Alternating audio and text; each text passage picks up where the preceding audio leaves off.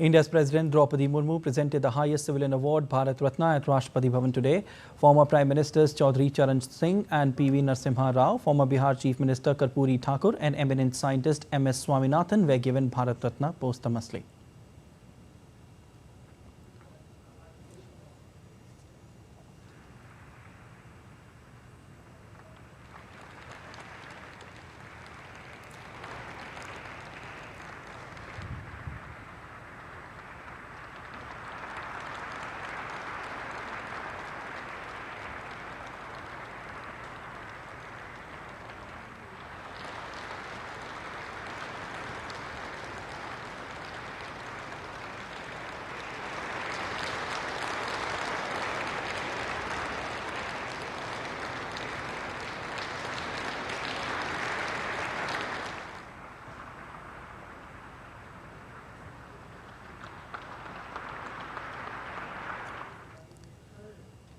In yet another heroic show of valor, the Indian Navy freed at least 23 Pakistani nationals from the grasp of Somali pirates after a 12-hour operation in the Arabian Sea.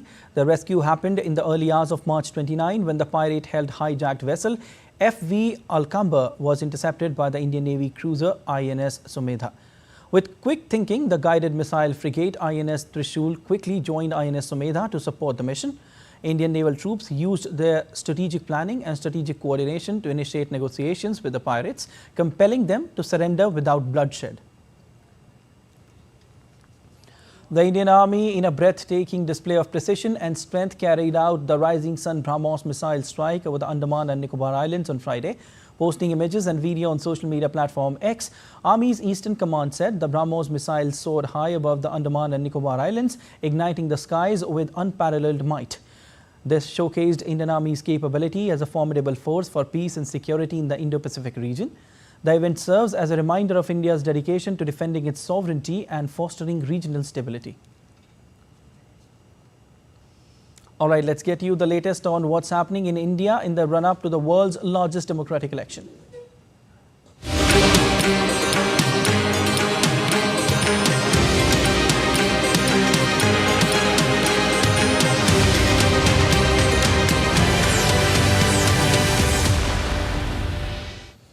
India's Election Commission has issued a notification banning the conduct, publication or publicizing of exit polls between April 19 till June 1st, when votes will be cast for Lok Sabha and Assembly elections to be held in 4 states, including northeastern states of Sikkim, Arunachal Pradesh, eastern state of Odisha and southern state of Andhra Pradesh, as well as by-elections to be held in different states. Scrutiny for the nomination papers for the first phase of 4 Lok Sabha seats of Gaya, Nevada, Jamui and Aurangabad in eastern state of Bihar will be held today. A total of 72 candidates have filed their nomination papers in these 4 parliamentary seats. The last date of withdrawal of candidature is 2nd of April. Polling will be held on 19th of April in these parliamentary constituencies. Elections in India have been festive occasions, almost like carnivals. Citizens choose leaders for their local bodies, their state legislatures and of course their nation, India. Here's a report on the scale and vastness of elections in India.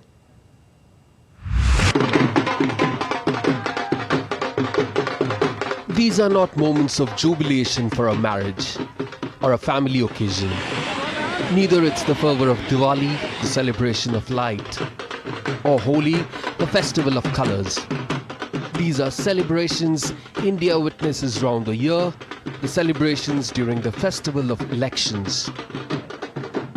These happen in different pockets of India at different times of a year, and it happens almost every year. The objective of these festivities celebrated by citizens of India is to choose leaders and representatives who would run their municipalities, states, and also their nation, India.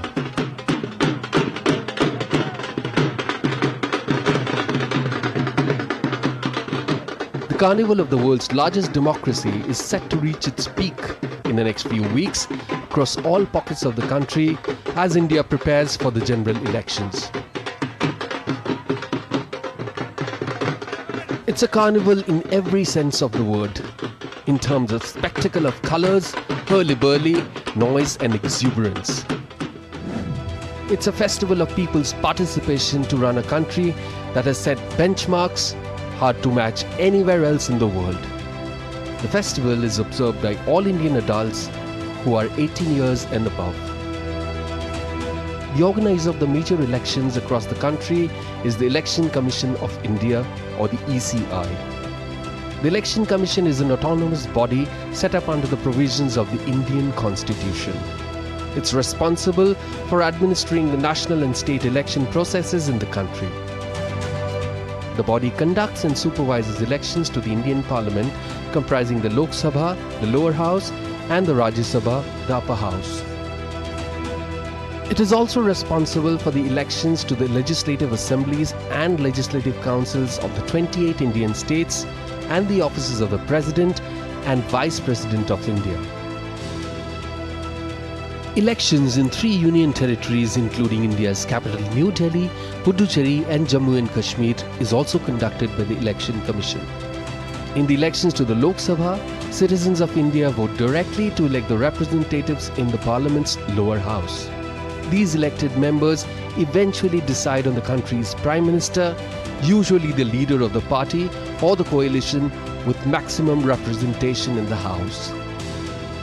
The elections to the state assemblies decide on the heads of the state governments, known as the chief ministers. This year too, the ECI is slated to conduct elections in 6 Indian states, but the mother of all polls, the general elections, is being organized by the ECI, its first major assignment this year. The election authority is all geared up for the biggest task. This is the exercise it undertakes once every 5 years. It now faces the Herculean task of conducting elections to the 543 seats of the Lok Sabha, the lower house of the Indian Parliament, which would involve huge logistic, security and organizational engagement. The winners of these seats will eventually decide the next national government and the Prime Minister of the world's largest democracy, India. US President Joe Biden says he will go to Baltimore next week following Key Bridge collapse earlier this week. Baltimore's Francis Scott Key Bridge collapsed early on Tuesday after a cargo ship that had lost power hit the bridge in Baltimore Harbor in Maryland. Meanwhile, the US government has approved an emergency fund of $60 million for the bridge's reconstruction. A major cleanup effort is underway in the US city of Baltimore, where crews are beginning to clear up the wreckage left by a collapsed bridge earlier this week. A cargo ship collided with the Francis Scott Key Bridge on Tuesday. It remains in the middle of the Patapsco River, blocking shipping traffic. Officials say they are working full speed to reopen the vital shipping channel. DD India's Sally Patterson has more. The governor of the US state of Maryland, Wes Moore, says workers at the scene have an incredibly complex job on their hands. They're tasked with cleaning up to 4,000 tons of debris left behind after Tuesday's bridge collapse in Baltimore. Authorities believe the bodies of 4 of the victims, who are presumed dead after the collision, could be buried underneath the rubble. Governor Moore says recovering them is a top priority to bring closure, he says, to their families.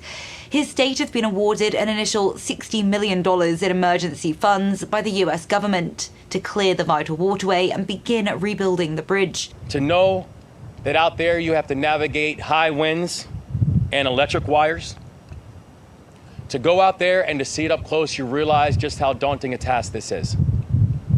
You realize how difficult the work is ahead of us. With a salvage operation this complex, and frankly, with a salvage operation this unprecedented, you need to plan for every single moment, and every time you take action to move a piece of wreckage, you understand that that requires you to reassess the situation. US President Joe Biden has promised to pay for the reconstruction, stressing the importance of the Port of Baltimore to the economy. More cars and trucks go through that port each year than any other in the country, and last year it transported $80 billion worth of goods. There are concerns that there could be a spike in prices, at least temporarily, while supply chains are disrupted. And more locally, at least 8,000 workers on the docks have jobs that are directly impacted by the collapse. Meanwhile, the National Transportation Safety Board is investigating what caused the incident. The agency is interviewing the crew members from the ship, which was headed to Sri Lanka. It's also revealed the cargo ship was carrying 56 containers of hazardous materials, some of which spilled during the crash. The agency's chair called the investigation a massive undertaking, which could take up to 2 years to complete. Sally Patterson in New York, reporting for DD India. Construction workers in Baltimore paid tribute to the 6 migrants who were killed after the collapse of the Francis Scott Key Bridge on Tuesday. The event was hosted by CASA, an organization that provides services to immigrant and working class families in the U.S. 2 of the victims were members of the organization. Together today for a somber moment of honoring the 6 brothers who lost their lives during the Key Bridge collapse this week, and the essential workers who perform the dangerous yet critical work of the construction industry. God, we pray, Señor, oramos, that you open the doors, que tú abras la puerta, so that our people can work safely, para que nuestra gente puede trabajar seguros, without any danger, sin. The United States will take steps to impose new visa restrictions on multiple Hong Kong officials on Friday, who are responsible for intensifying crackdown on rights and freedoms in the Chinese-ruled territory. In a statement, U.S. Secretary of State Antony Blinken noted that in the past year, China continued to take actions against Hong Kong's promised high degree of autonomy, democratic institutions and rights and freedoms, including with recent enactment of new national security law known as Article 23. Migrants reenacted the Way of the Cross on Friday on the Mexican side of the border with Texas. U.S. got to keep a controversial anti-migration state law on hold this week. The law would make it a state crime to illegally enter or re-enter Texas from a foreign country, with prison sentences of up to 20 years for those who refuse to comply. The challenge to the Texas law is one in a series of legal disputes between Republican state officials and the Biden administration over the state's ability to police the border.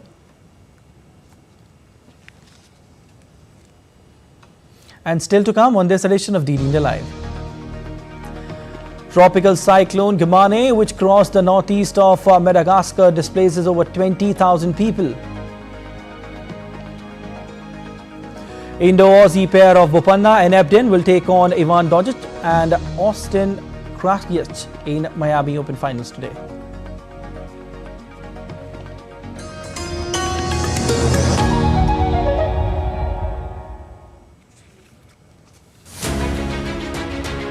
As a cycle of accountability returns, the time has come when the biggest democracy chooses to write another chapter in its glorious history. Development, justice, regionalism, a big political canvas. Everything will be put to test in this mega battle for glory.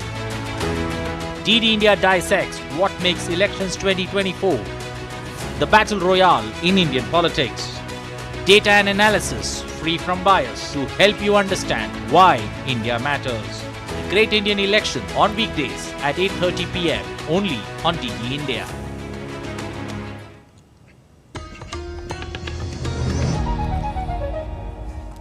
You're watching DD India Live. I am Siddharth Bharadwaj. As efforts to secure a ceasefire in the Israel-Hamas conflict continues, Israeli Prime Minister Benjamin Netanyahu has agreed to send delegations to Egypt and Qatar to push forward the negotiations. Negotiators have been trying to secure the release of Israeli hostages as part of a possible Gaza ceasefire deal. On Friday, Netanyahu's office said Netanyahu spoke with the heads of Israeli intelligence agencies Shin Bet and Mossad and approved that delegations on their behalf go to Doha and Cairo in the coming days. A Moscow district court on Friday ordered another suspect in the concert hall attack to be held in custody until May 22nd pending trial. The 9th suspect, Lutfuloi Nazrimad, a native of Tajikistan, has been charged under Russia's terrorist act. On 22nd of March, a deadly attack at the Crocus City Hall killed at least 140 and injured several others. Separately, Russia's investigative committee said that suspects had stated their actions had been coordinated by voice messages from a man via the telegram. It said it was investigating potential involvement of representatives of the Ukrainian special services in the organization and financing of the attack.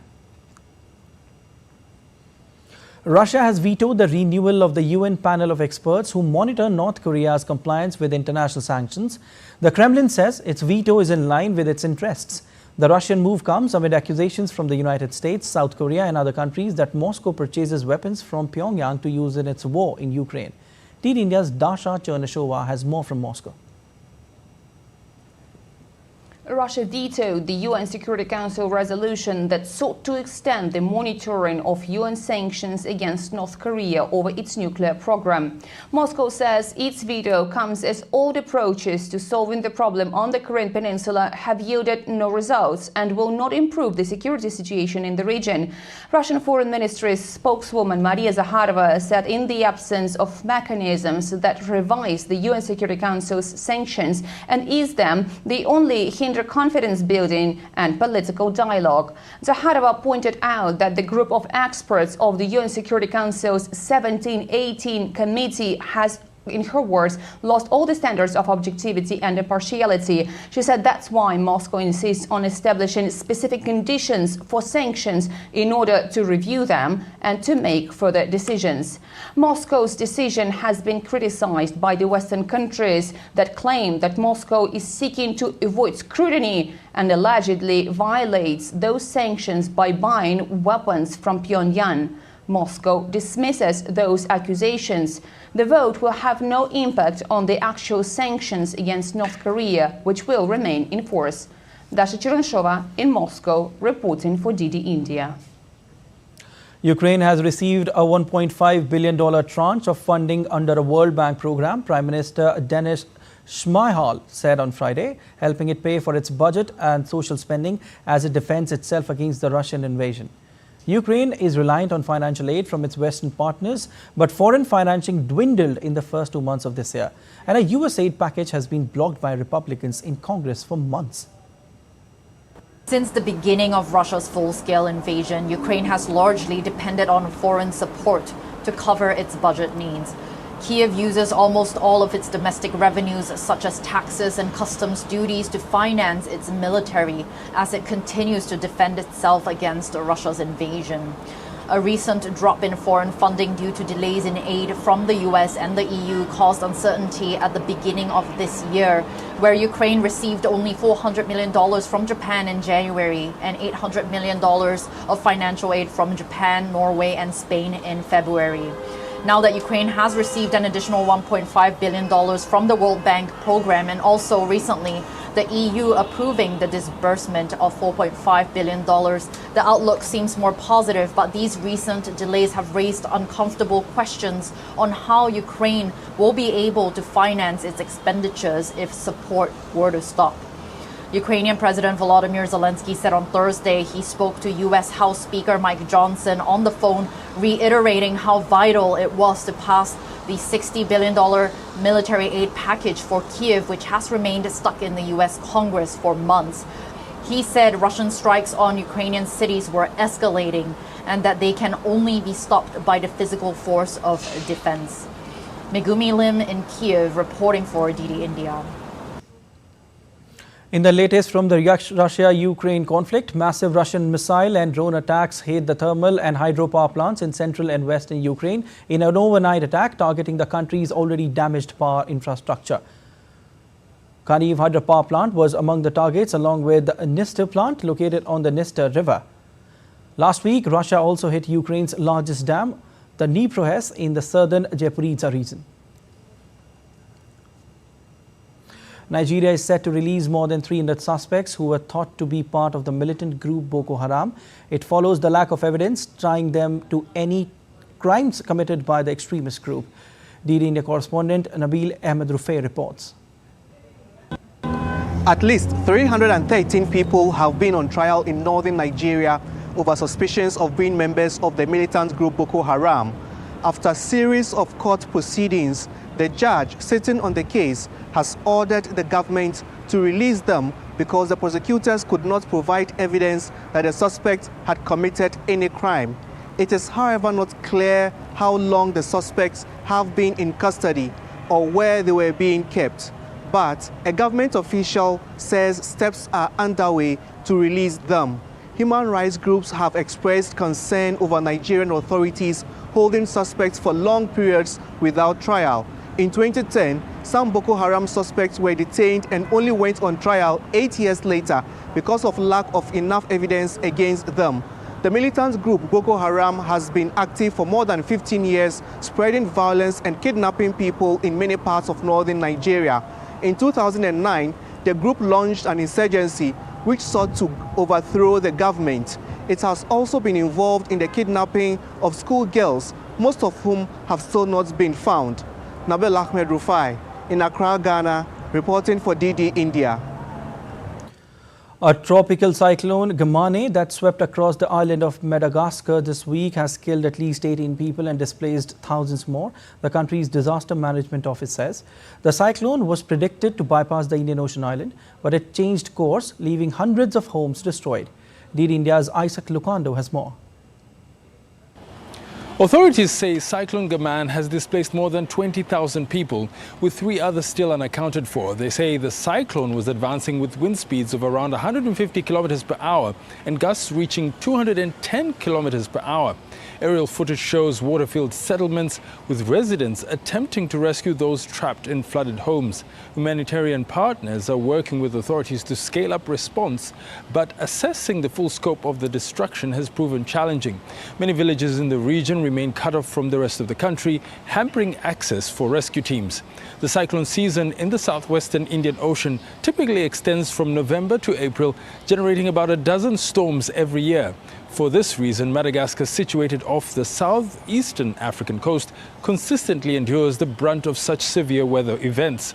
A year ago, Tropical Cyclone Freddy wreaked havoc across the nation and its neighbors Mozambique and Malawi, resulting in the tragic loss of over 500 lives. Isaac Lucando in Dar es Salaam reporting for DD India. Affected by El Nino, Suriname, a country on the northeastern coast of South America, experiences its worst drought in 25 years. With no rain straight for 8 months has led to widespread reductions in crop yields. The lingering drought has devastated local agriculture, reducing crop yields by more than 25%. The local weather authorities has forecast a new rainy season in April. It's expected to relieve the drought and ease the concerns about diminished crop yields. And let's take a look at other stories making news around the world. Ahead of Easter, Nicaraguans marked Good Friday in the patio of the Cathedral of Managua amid reports of restrictions from authorities on processions during Easter. Government has banned Holy Week street processions in the past due to security concerns. Good Friday marks Jesus' death by crucifixion. It continues to Sunday when Christians believe Jesus rose from the dead. Cuban Roman Catholics held public processions across the country to mark Good Friday. For decades, all religious holidays and processions were banned in Cuba, but that began to change with the visit of Pope John Paul II in 1998. Christmas and then Good Friday were recognized as holidays, and religious processions are now common.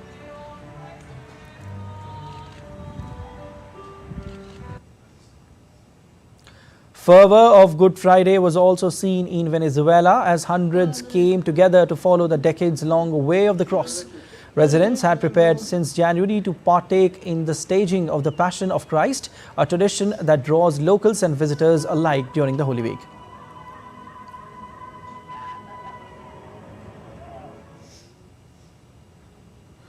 Tunisia's island of Jerba is seeing bustling commercial activity during the holy month of Ramadan. Desserts and dishes like sardok sweets, dole porridge and pataklet fish are taking center stage in the island's markets. Special customs and traditions are also being observed by many families. On to sports now. India's seasoned player Rohan Bopanna and his Australian teammate Matthew Ebden will take on Croatia's Ivan and American partner Austin in the Miami Open finals today.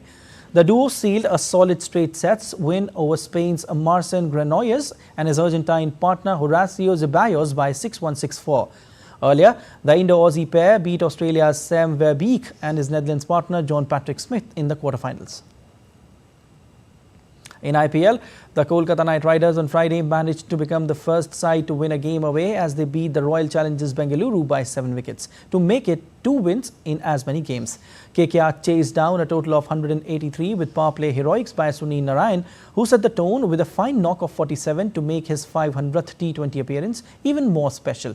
Meanwhile, Lucknow Super Giants will take on Punjab Kings at the Ikana Stadium in Lucknow. Bolivian, Argentine and Peruvian artists spent part of Good Friday carving large religious images depicting the Way of the Cross stations out of sand in dunes in western Bolivia. The festival is an annual tradition that has been running for over 17 years, drawing large numbers to marvel at the sand creations.